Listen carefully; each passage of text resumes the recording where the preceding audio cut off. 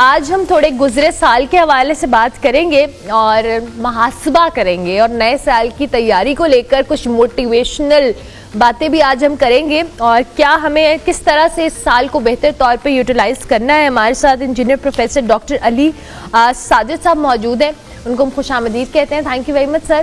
Welcome جی، بہت شکریہ۔ بہت شکریہ آپ کا۔ میں آغاز سر آپ سے ہی کرتی ہوں گفتگو کا، کیونکہ جس طرح سے ہم ابھی بات کر رہے تھے کہ 2024 ہم نے گزار دیا، بہت سارے فیکٹرز تھے، بہت سارے چیلنجز اپنی جگہ موجود تھے۔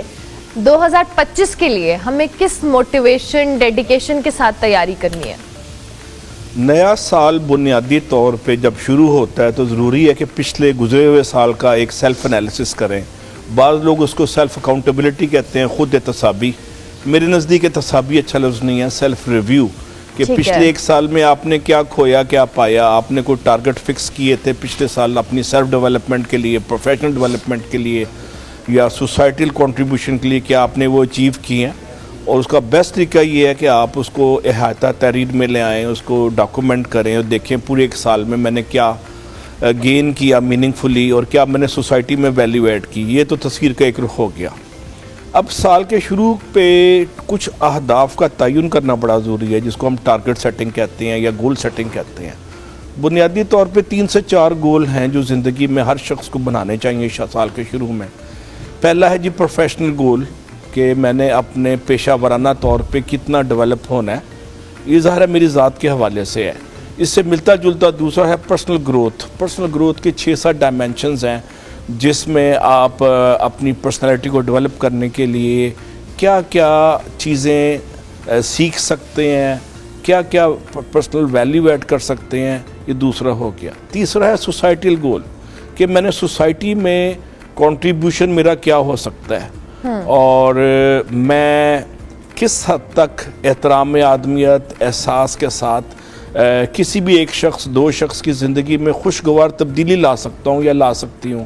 یہ ایک بہت بڑا صوفیانہ جذبہ ہے جس کو سوسائٹی میں اکثر لوگ اگنور کرتے ہیں سوسائٹل، لیکن ہمارے ساتھ بڑی اچھی مثالیں ہیں عیدی صاحب کی اور سیلانی صاحب کی، اور 3-4 اور بڑے اچھے لوگ کام کر رہے ہیں سوسائٹیل ویلیو کے حوالے سے۔ اور چوتھا ہے آپ کے پاس ایموشنل اینڈ اسپریچول گولز۔ میں نے روحانی کیا اپنے کرنے ہیں، روحانی میں اور اسپریچول میں اور ایموشنل میں برداشت میں نے کتنی بڑھانی ہے، نمبر 1۔ اور ایلیمنٹ آف فارگیونیس، یعنی میں نے معاف کرنے کے جذبے کو کتنا اپنی ذات میں انکلکیٹ کرنا ہے۔ اور ایک بڑا مشہور ٹونی رابنس کا سٹیٹمنٹ ہے کہ you should give a blanket pardon to any one who has ever hurt you. جس نے آپ کو بنیادی طور پہ ذہنی طور پہ دلی طور پہ صدمہ یا تکلیف دی ہے، آپ اس کو ایک بلینکٹ پارڈن دے دیں، because pardon is a divine act. یہ آپ کو ماضی کی تلخیوں سے بچاتا ہے۔ اور جب آپ برداشت کے ساتھ ساتھ فارگیونیس کے ایلیمنٹ کو، معاف کر دینے کے جذبے کو بڑھاتے ہیں تو آپ کی زندگی میں سکون آتا ہے۔ اور صوفیہ والی جو آپ نے دیکھا، اکثر صوفیہ کی عمریں بہت لمبی ہوتی ہیں، وہ لوگ ہوتے ہیں جو صلہ رحمی کے ساتھ اور سوسائٹی میں برداشت کو بڑھاتے ہوئے، صبر کی تلقین کرتے ہوئے، ذات کی نفی کرتے ہوئے لوگوں کے قصور کو معاف کر دیتے ہیں۔ قرآن پاک میں باقاعدہ آیات ہے کہ اللہ تعالیٰ کو وہ اشخاص بہت پسند ہے جو لوگوں کے قصور معاف کر دیتے ہیں اور غصے کو بڑھا دیتے ہیں۔ تو ٹالرنس کو بزدلی نہیں ہے، ٹالرنس ایک برداشت ہے جو کہ قوت برداشت جو سوسائٹی میں امن اور ٹرینکویلٹی کو بڑھانے کے لیے ایک میجر رول پلے کرتا ہے۔ پروفیسر صاحب، ہمارے ہاں یہ کانسیپٹ ہے کہ ہم نئے سال کے آغاز میں بہت ڈٹرمنیشن کے ساتھ جاتے ہیں، کچھ ریزولوشنز ہوتی ہیں ہماری کہ ہم نے یہ کرنا ہے، لیکن اس کے بعد پھر سال شروع ہو جاتا ہے، مڈ آف دا ایئر جا کر وہ کہیں نہ کہیں چیزیں ہماری پیچھے رہ جاتی ہیں۔ ایک چیز کا ایک گول سیٹ کرنا اور اس پہ قائم رہنے کے لیے کیا کہیں گے آپ؟ یہ بڑا ضروری ہے کہ میں نے دیکھا یوتھ جو ہے وہ 10-20 گول طے کر لیتی ہے اور اس کو پرائورٹائز نہیں کرتی، ترجیحات کا تعین نہیں ہوتا، تو چند مہینے بعد فرسٹریشن شروع ہو جاتی ہے، پہلی بات۔ دوسری بات یہ ہے کہ وہ ٹریکنگ منتھلی نہیں کرتے کہ ہم نے کیا سوچا تھا، کیا پلان کیا تھا اور کتنا اچیو کر لیا۔ تو مانیٹرنگ اور ایویلیویشن، اسیسمنٹ اور ٹریکنگ ساتھ ساتھ چلے گول سیٹ کرنے کے بعد۔ تیسرا یہ ہے کہ سال کے شروع میں آئیڈلی تو ہے ڈیلی آپ افرمیشن لیں کہ ہاں میں نے آگے ترقی کرنی ہے. سال کے شروع میں اپنے موٹیویشن لیول کو بڑھانے کے لیے کچھ شعوری کوششیں کریں, سوچوں کو بدلیں, اور سوچوں کو بدلنے کے لیے آپ کو کئی ڈائمنشن پہ کام کرنا پڑے گا. مثلا سوچ کو وسعت دینی پڑے گی, جس کو کہتے ہیں وسعت فکر. پھر سوچ میں نیا پن لانا پڑے گا, اسے کہتے ہیں ندرت فکر. پھر سوچ میں شدت اور حدت لانی پڑے گی, اس کا نام ہے ڈائنامزم آف تھاٹس. جب تک سوچوں کو آپ بدلیں گے نہیں, سوچوں کو بدلنے سے, ایک شعر بڑا مزیدار سنا جی, سوچوں کو بدلنے سے نکلتا ہے نیا دن, سورج کے چمکنے کو سویرا نہیں کہتے.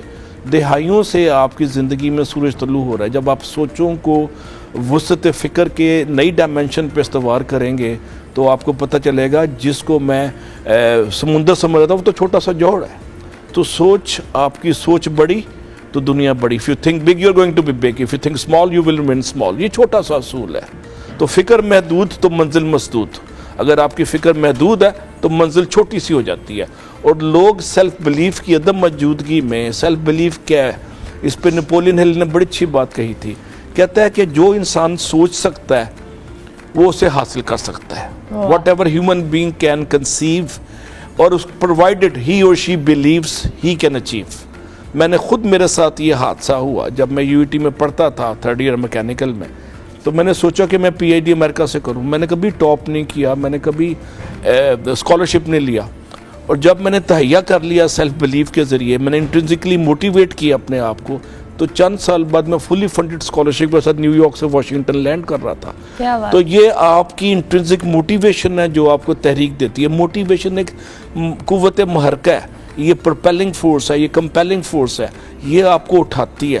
اور اس کا منبع, مبدا, ماخذ اور ماوا جو ہے اس کو ریجن, یہ سوچ ہے. سوچوں کو وسیع کرتے جائیں.